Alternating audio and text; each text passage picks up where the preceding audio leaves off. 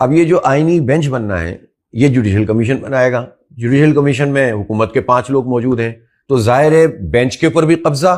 اور جو دوسری عدالت ہے سپریم کورٹ ہے اس کے اوپر بھی قبضہ, چیف جسٹس کی تقرری بھی اپنے ہاتھ میں لے لی. تو آپ چاہتے کیا ہیں؟ اس کا تو مطلب یہ ہے کہ اب حکومت, اچھا ایک اور بڑی مزے کی بات ہے, اس میں اب پرفارمنس بھی دیکھی جائے گی ججز کی, اور جب پرفارمنس دیکھی جائے گی تو لامحالہ اس بات کا امکان کیا بلکہ یہ قوی امکان ہے, یقین ہے, چونکہ ویسے ہی ہمارا عدالتی نظام کون سا اچھا چل رہا تھا, لیکن اب تو یہ بالکل ایسا ہو گیا ہے کہ اب تو ہر جج یہ دیکھے گا کہ اگر اس کی پروفائل میں حکومت مخالف فیصلے ہوئے تو آئندہ جج بن ہی نہیں سکتا. تو اس کا مطلب یہ ہوا کہ حکومت نے تو مکمل قبضہ کر لیا ہے اپنا, اور اس کے جو بھی گراؤنڈز ہیں اس پر ہماری وکلا سے مشاورت چل رہی ہے, اور عنقریب انشاءاللہ ہم اس کو چیلنج بھی کریں گے. ترمیم کرنے والے لوگ وہ ہیں کہ جو قانونی طور پر ہمارے پاس ڈاکومنٹس آج تک موجود ہیں, اس میں جو سب سے بہترین ڈاکومنٹ ہے الیکشن 2024 کا, 8 فروری 2024 کو جو الیکشن ہوا, اس الیکشن میں جو سب سے اتھینٹک ڈاکومنٹ اس وقت موجود ہے وہ ہے فارم 45. فارم 45 وہ ڈاکومنٹ ہے جس پہ نہ صرف پریزائڈنگ افسر پولنگ اسٹیشن کا جو ہوتا ہے اس کے دستخط ہوتے ہیں اور انگوٹھا ہوتا ہے, بلکہ اس میں تمام پولنگ ایجنٹس کے دستخط اور انگوٹھے موجود ہیں اور شناختی کارڈ کے نمبر موجود ہیں. گویا ایک نیشنل اسمبلی کی سیٹ جس میں تقریباً 250, 300, 350 تقریباً ایوریج جو ہے پولنگ اسٹیشن ہوتے ہیں, ان کے ہر پولنگ اسٹیشن کے کم از کم 10, 12 لوگوں کے انگوٹھے سائن موجود ہیں.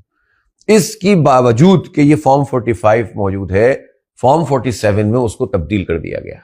اور اس وقت جو پارلیمنٹ موجود ہے وہ ایک جعلی قسم کی پارلیمنٹ ہے. اس کی آدھی سے زیادہ وہ ممبرز ہیں جو فارم 45 لیگل ڈاکومنٹ کے مطابق اسمبلی کی اہلیت ہی نہیں رکھتے, بری طرح ہار گئے. میں ایک مثال آپ کو دوں کہ نواز شریف صاحب لاہور جیسی جگہ سے ان کو 70,000 اضافی ووٹ دیے گئے فارم 47 میں, تب جا کر وہ جیت پائے, اور وہ تقریباً 50-60 ہزار ووٹ سے ہار چکے تھے. ایک جو سب سے بڑے لیڈر جن کے نام پر, جن کے ایک دن پہلے جو ہے اخبارات میں اشتہار چلا دیے تھے اور ایسا لگ رہا تھا سرخی لگ گئی ہے کہ وزیر اعظم وہ بن چکے ہیں, تو آپ اندازہ کر سکتے ہیں کہ جب نواز شریف صاحب کا یہ حال ہے تو شہباز شریف کا کیا حال ہوگا, پھر مریم بی بی کا کیا حال ہوگا, پھر ان کے جتنے بھی سارے لوگ تھے, اور پھر جن وزادار لوگوں نے, حوصلہ مند لوگوں نے اپنی شکست کو فارم 45 کے مطابق قبول کر لیا تھا, جس میں سعد رفیق موجود ہیں, رانا ثناء اللہ موجود ہیں, اسی سے آپ کو اندازہ ہو جائے گا کہ پوری نون لیگ کا رزلٹ کیا تھا. تو پوری نون لیگ 16-17 سیٹوں سے زیادہ جیتی نہیں ہے, اور ان کو فارم 47 کی بنیاد پر جتا دیا گیا. اب آتے ہیں ہم اپنے شہر کراچی اور صوبہ سندھ کی طرف. آپ یہاں کراچی شہر میں 22 قومی اسمبلی کی سیٹیں تھیں, 15 قومی اسمبلی کی سیٹیں اس پارٹی کو فارم 47 کے مطابق دے دی گئیں جو 22,000 پولنگ بوتھ میں سے اور 5,500 پولنگ اسٹیشنوں میں سے ایک بھی نہیں جیتے, اور اتنے بدترین شکست ہوئی ہے, مسترد کر دیا لوگوں نے. اور اس کے بعد ان کو 15 قومی اسمبلی کی ڈائریکٹ سیٹیں کراچی سے, 2 حیدرآباد سے, اور پھر ریزرو ملا کے 22 بن گئے. اب 22 کا ٹھپا تو یہ لگ گیا جس نے پورے شہر میں لاکھ ووٹ نہیں لیے جس پارٹی نے, اور اس کے مقابلے میں جو ہے وہ 20-25 لاکھ ووٹ 2 پارٹیوں نے مل کر لے لیے, تو ان کو تو ہرا دیا گیا اور ایم کیو ایم کو جتا دیا گیا. اچھا 15 سیٹیں دے دیں کراچی سے انہوں نے ایم کیو ایم کو, باقی رہ گئی تھی 7, وہ پیپلز پارٹی کو دے دی. تو دونوں ہی جعلی طریقے سے نمائندگی حاصل کر کے, صرف ایک شہر کی بات کر رہا ہوں, حیدرآباد کی بات اپنی جگہ, اور پورے سندھ میں جو کچھ ہوا وہ اپنی جگہ. تو پورے پاکستان میں جو بلوچستان کے الیکشن, اب بلوچستان کے الیکشن میں تو جو کچھ ہوا ہے وہ شاید وہ تو فارم 45 تک بھی حاصل کرنے کی رسائی حاصل نہیں کر پائے ہوں گے بہت سارے لوگ,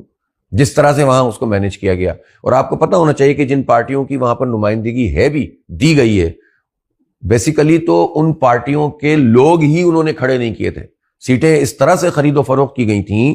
کہ پارٹی کی بنیاد پر, یعنی علماء نہیں کھڑے ہوئے تھے مختلف علماء کی پارٹیوں سے, بلکہ کچھ اور لوگوں کو سیٹ دی گئی تھی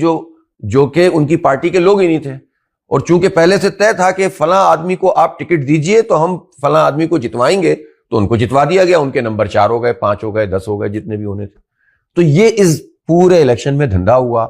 یہ جعلی قسم کی پارلیمنٹ آج جوڈیشل کمیشن بن جائے اور وہ اوریجنل ڈاکومنٹ وہ 47 لے آئیے اور تمام لوگ 45 فارم لے آئے پارٹیاں, اور ایک ایک کر کے فیصلہ کریں, تو ان میں سے ہو سکتا ہے یہ جو 2/3 ہیں یہ 2/3 موجود ہی نہ ہو. تو ایسی جعلی قسم کی پارلیمنٹ 1973 کے مقدس, میں سمجھتا ہوں اس لحاظ سے مقدس ہے وہ کہ اس میں کنسنسس تھا، اس میں سوورنٹی اللہ تعالیٰ کی ہے،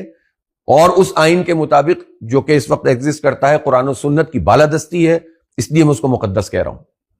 اور اس کے مقابلے میں ایک جعلی پارلیمنٹ ایک جعلی طریقے سے فیصلہ کر دے، ہم کیسے قبول کر سکتے ہیں اس کو؟ پہلی بات تو یہی ہو گئی۔ اب آ جائیے آئینی ترمیم کا مقصد کیا ہے؟ آئینی ترمیم کا مقصد سپریم کورٹ آف پاکستان کے اوپر قبضہ ہے، حکومت کا قبضہ۔ ایک پروسیجر موجود ہے،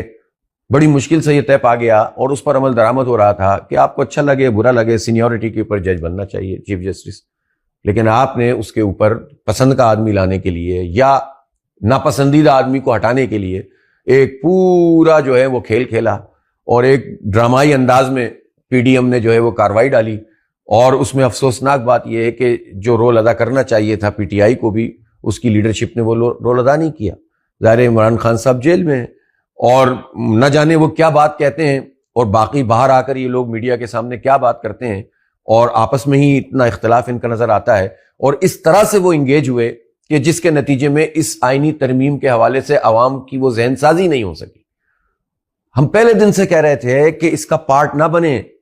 آپ جب مذاکرات کرتے ہیں اور شیخوار مطالعہ کرتے ہیں تو آپ کسی کے ٹریپ میں آتے ہیں، کچھ لوگ آپ کو ٹریپ میں لینے کے لیے تیار کیے گئے،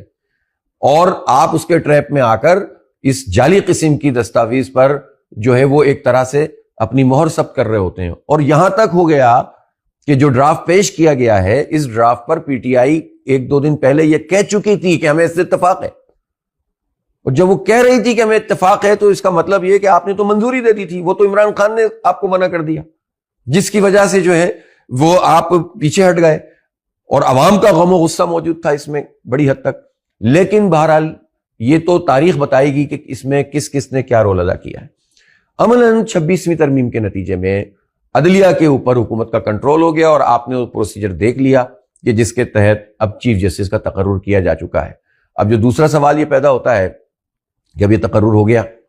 اب بینچ بنے گا جو آئینی بینچ کہلائے گا۔ اچھا مزے کی بات دیکھیں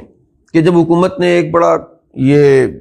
لمبا سا پروسیجر بنایا کہ پارلیمانی کمیٹی بنے گی اور پارلیمانی کمیٹی منظوری دے گی، پھر پرائم منسٹر، اور پھر پرائم منسٹر سے صدر کے پاس جائے گا، اور پھر اس طرح چیف جسٹس کا تقرر ہوگا، تو مجھے حیرت ہے کہ پی ٹی آئی نے اپنی نامینیشن کیوں دی؟ اگر پی ٹی آئی اپنی نامینیشن نہ دیتی تو ہو سکتا ہے کہ یہ پروسیجر کنفیوژن کا شکار ہو جاتا اور حکومت بھی پھنس جاتی اور اسے کوئی غلطی کرنی پڑتی جو کہ بعد میں چیلنج کی جا سکتی تھی۔ انہوں نے نام دے دی ہے، اس سے کمیٹی فارم ہو گئی۔ جب کمیٹی فارم ہو گئی تو اس کے بعد آپ نے کہا کہ ہم تو پارٹیسپیٹ نہیں کریں گے۔ تو میں سمجھتا ہوں کہ جن لوگوں نے بھی یہ کام کیا ہے، دانستہ یا نادانستہ، یہ حکومت کو ایک فیور دیا ایک مرتبہ پھر، اور اس کے نتیجے میں حکومت کو یہ طاقت ملی کہ اس نے پارلیمانی کمیٹی کو فارم کر دیا، اس کی تشکیل ہو گئی۔ جب تشکیل ہو گئی تو پھر تو اب اس کا فیصلہ آپ شریک نہیں ہوں گے، آپ نے بائیک آؤٹ کیا، انہوں نے اپنا فیصلہ جو ہے وہ بقیہ اکثریت سے کر دیا۔ لہٰذا یہ بھی عمل ایک بہت قابل توجہ عمل ہے کہ جن لوگوں نے بھی اس کام کو انجام دیا ہے۔ میں سمجھتا ہوں کہ یہ جو پورا عمل ہے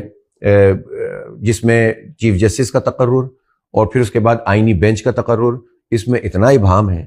اس میں اتنا کنفیوژن ہے کہ جو آلریڈی باڈی موجود ہے، اب یہ جو آئینی بینچ بننا ہے یہ جوڈیشل کمیشن بنائے گا۔ جوڈیشل کمیشن میں حکومت کے 5 لوگ موجود ہیں، تو ظاہر ہے بینچ کے اوپر بھی قبضہ، اور جو دوسری عدالت ہے سپریم کورٹ ہے اس کے اوپر بھی قبضہ، چیف جسٹس کی تقرری بھی اپنے ہاتھ میں لے لی۔ تو آپ چاہتے کیا ہیں؟ اس کا تو مطلب یہ ہے کہ اب حکومت، اچھا ایک اور بڑے مزے کی بات ہے، اس میں اب پرفارمنس بھی دیکھی جائے گی ججز کی، اور جب پرفارمنس دیکھی جائے گی تو لامحالہ اس بات کا امکان کیا بلکہ قوی امکان ہے، یقین ہے، چونکہ ویسے ہی ہمارا عدالتی نظام کون سا اچھا چل رہا تھا، لیکن اب تو یہ بالکل ایسا ہو گیا ہے کہ اب تو ہر جج یہ دیکھے گا کہ اگر اس کی پروفائل میں حکومت مخالف فیصلے ہوئے تو آئندہ جج بن ہی نہیں سکتا۔ تو اس کا مطلب یہ ہوا کہ حکومت نے تو مکمل قبضہ کر لیا ہے اپنا، اور اپنی مرضی کے فیصلے حاصل کرنے کے لیے اور ٹھپا لگوانے کے لیے ایک پورا سسٹم وضع کر دیا ہے۔ اللہ تعالیٰ اس قوم پر رحم فرمائے۔ جماعت اسلامی یہ سمجھتی ہے کہ یہ نہیں ہونا چاہیے تھا۔ پہلی بات تو یہ ہے کہ جب تک فارم 45 کے مطابق پارلیمنٹ نہیں بنے تو اس پارلیمنٹ کی کوئی حیثیت نہیں ہے، اور ٹھیک ہے انہوں نے قانونی طور پر ایک انحراف کر کے ایک چیز کر لی ہے، لیکن اس کی ساکھ تو کوئی نہیں ہے، کریڈیبلٹی تو کوئی نہیں ہے، اور تاریخ یہ بات بتائے گی کہ یہ سب چیزیں انڈو ہوں گی انشاءاللہ تعالی۔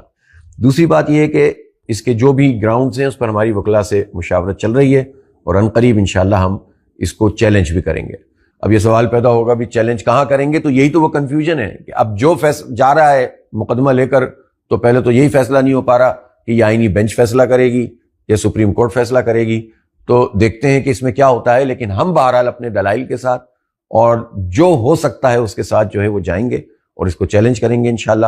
اور اللہ نے چاہا تو کوئی نہ کوئی خیر اس سے برآمد